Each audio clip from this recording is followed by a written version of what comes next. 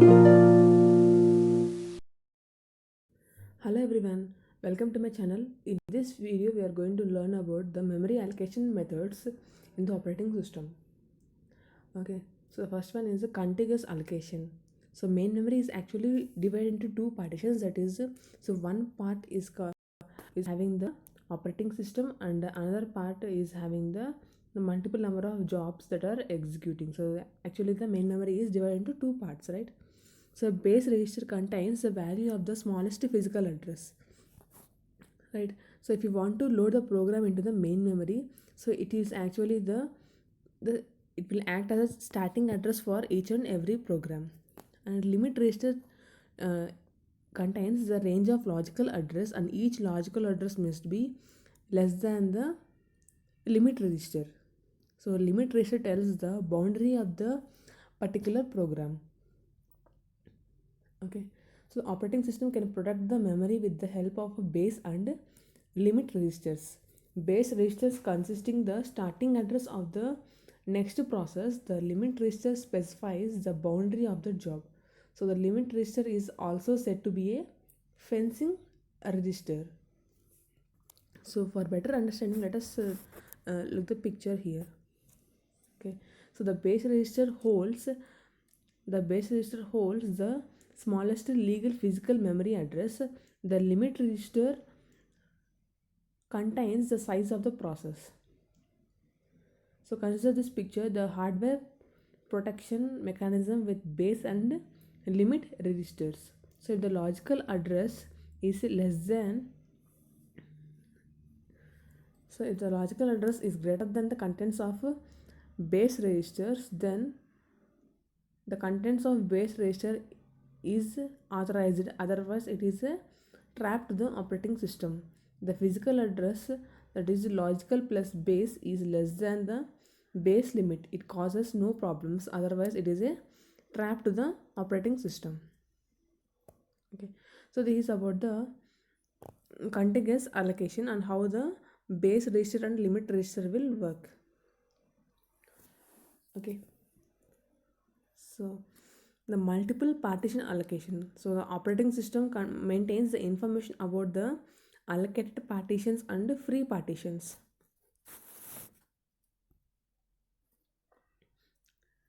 Okay, so here we are having the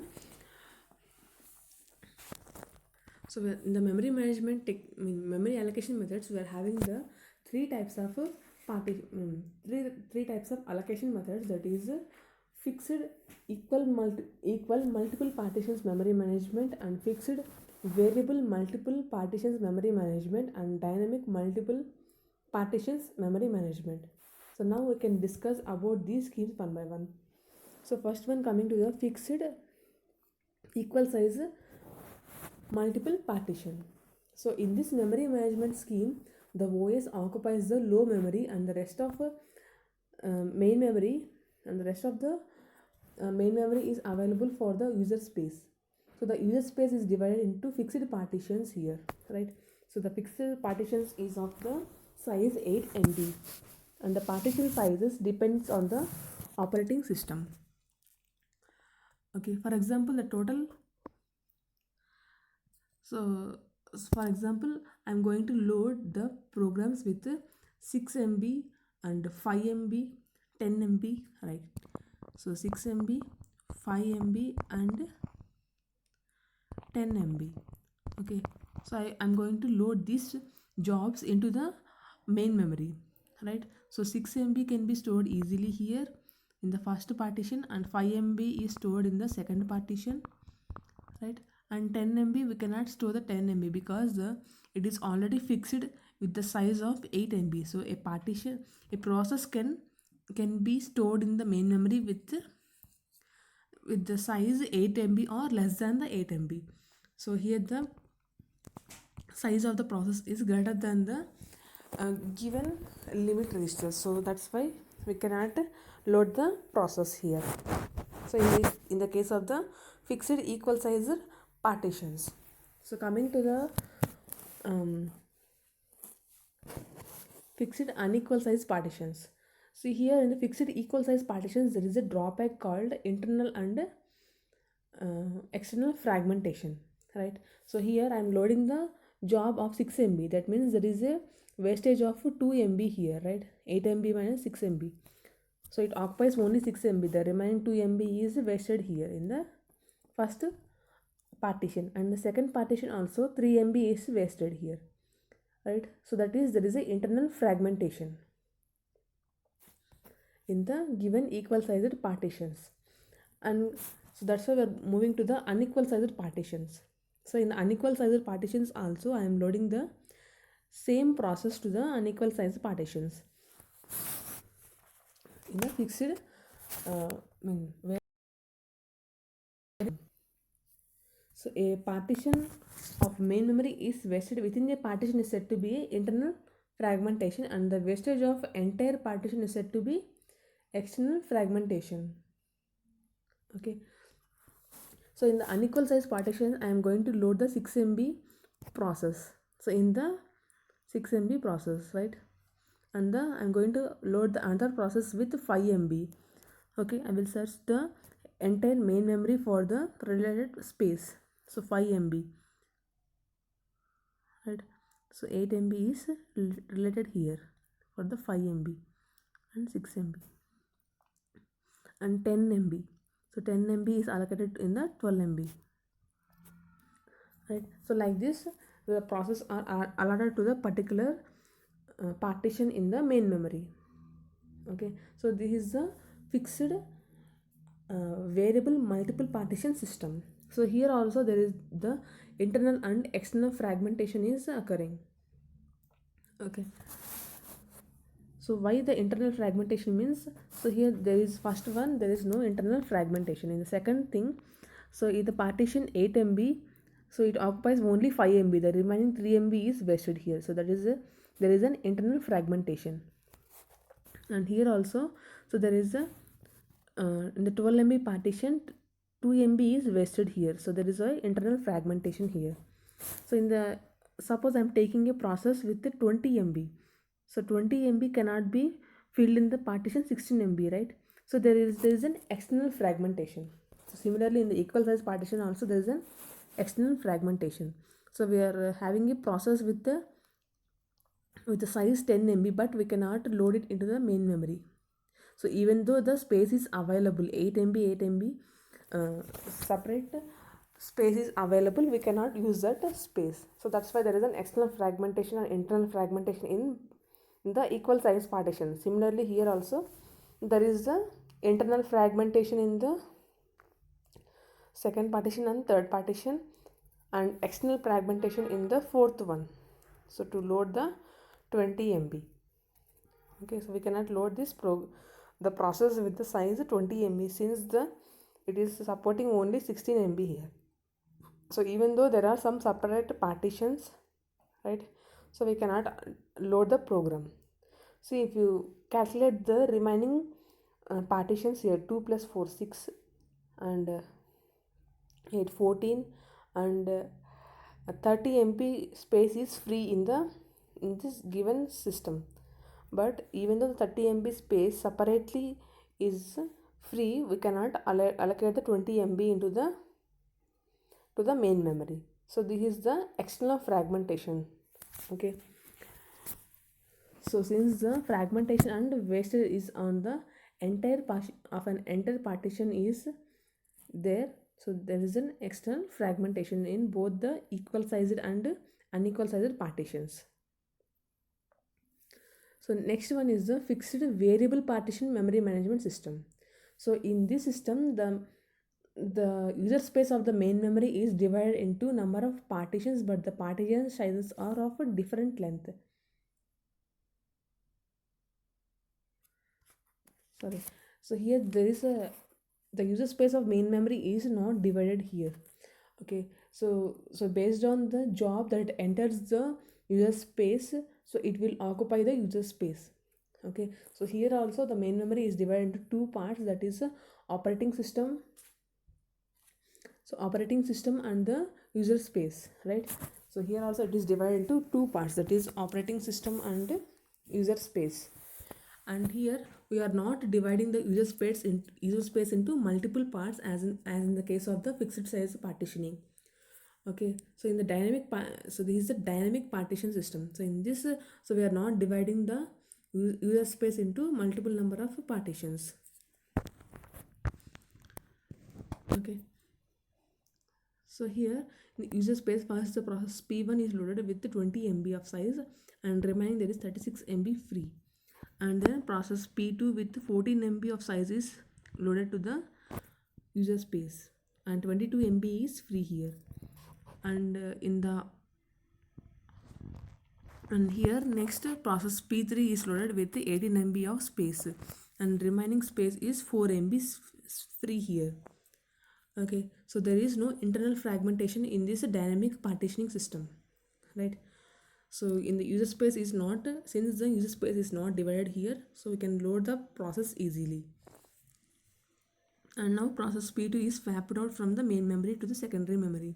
So the 14 MB space is free here. Okay, and here the process P4 is loaded to the main memory with the size 8 MB to the given hole. So we know that operating system manages the process occupied in the main memory and also the free holes in the main memory, right? So the process P4 is loaded to the 14 MB space, the free hole that occupies 8 MB and the remaining 6 MB is free. And the next one, the operating system process P1 is swapped out to the secondary storage device and 20 MB is free here. Okay, so here now the P2 is loaded to the user space with a 14 MB into the first partition, right? So in the partition 20 MB it is loaded. So now P2, P4 and P3 are in the main memory. Suppose if again the process P1 enters the main memory.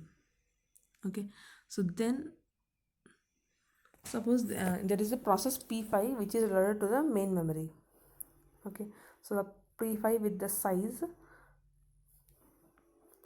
14 MB, so which is loaded to the main memory. So 14 MB cannot be allotted to the process P5 in the main memory, since so there are some free holes here with the space 6 MB, 6 MB and 4 MB, that is a 14 MB, right? So even though the space is available here, so it cannot be allotted to the process P5 since they are separated right here.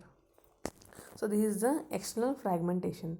So in the dynamic partition system there is no internal fragmentation, but there is a external fragmentation. So to overcome the external fragmentation, so a technique called compaction is used. So compaction means so we are going to group the free holes in the main memory into one place, right? So here there are 3 free holes, right? 6 MB, 6 MB and 4 MB. If you are so using the compaction technique, so we are going to group these free holes into one space. Allow the P5 to enter the main memory and execute. So this is the technique used to overcome the external fragmentation. But the compaction is practically impossible, that's why it is not used much. Okay, so this is about the dynamic partition system, and there are some advantages and disadvantages of this system also. So in this scheme, partitions are changed dynamically so that the scheme doesn't suffer from internal fragmentation, and efficient memory and processor utilization is it. So these are the advantages. And coming to disadvantages of this scheme, so it suffers from the external fragmentation. Okay, so this is about the dynamic partition allocation, fixed partition allocation. So in the previous topic we have seen the fixed equal size partition and unequal size partition. Now we have seen the dynamic partition allocation. Okay, so next we are going to know about the different memory allocations here. Okay, so that is a fixed variable partition memory management system. Okay, so in this scheme, the user space of main memory is divided into number of partitions, but the partition sizes are of a different length. So user space is divided into some partition sizes with a different length. The operating system keeps a table indicating which partition of memory are available and which are occupied. So when a process arrives and needs the memory, so we search for a partition that is large enough and for this process. So if you find one of the partition, then allocate the partition to that process. Okay, so or else so leave the user process. So here the user partition are divided into unequal, different partitions of different lengths. Okay, suppose a process with the size 20 MB enters the main memory. Okay, so then it will be allotted to the first partition.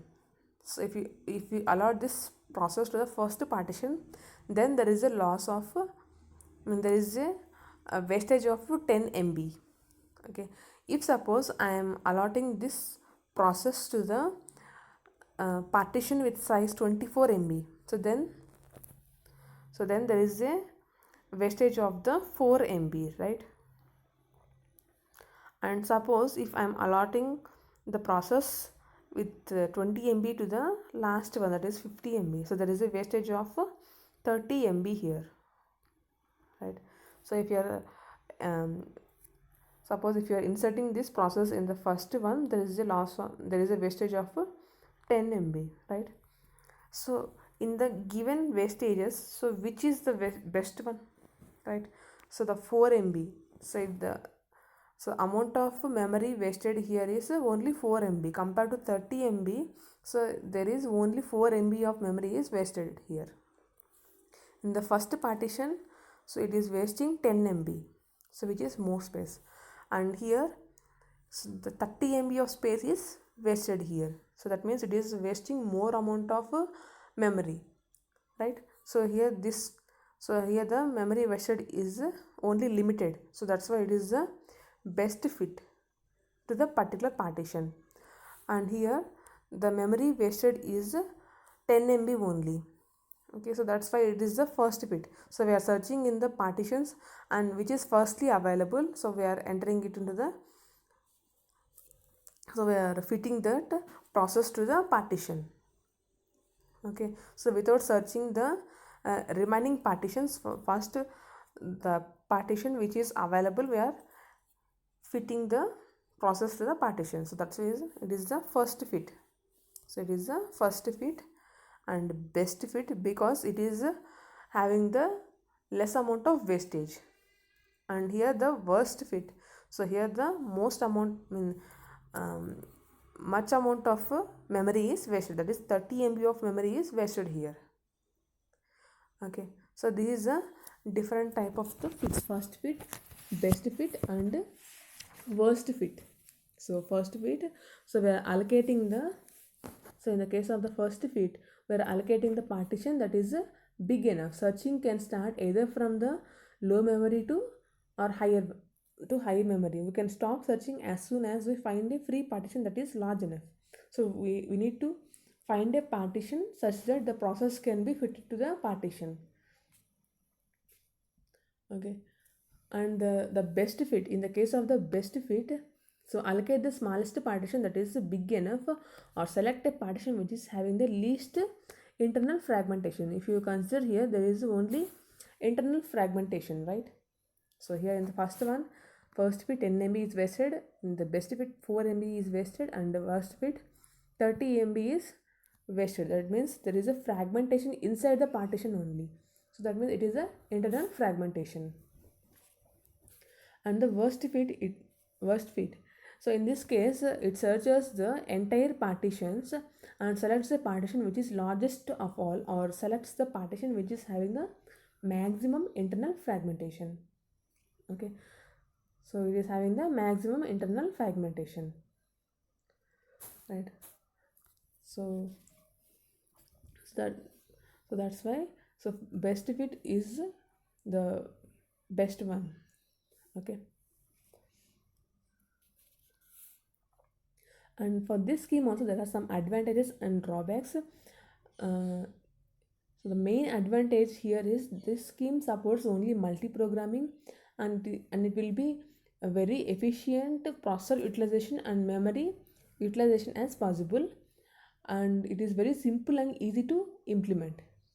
And some of the drawbacks are this scheme also suffers from the internal and external fragmentation, and it is possible for large external fragmentation. Okay, so if suppose I'm taking a process, so here the process is fetched given by the CPU with address with the size of 15 MB, then it cannot be allotted, right? So 15 MB cannot be allotted here. Sorry. If suppose okay, I'm taking the process with the size 60 MB, so 60 MB cannot be allotted here, right?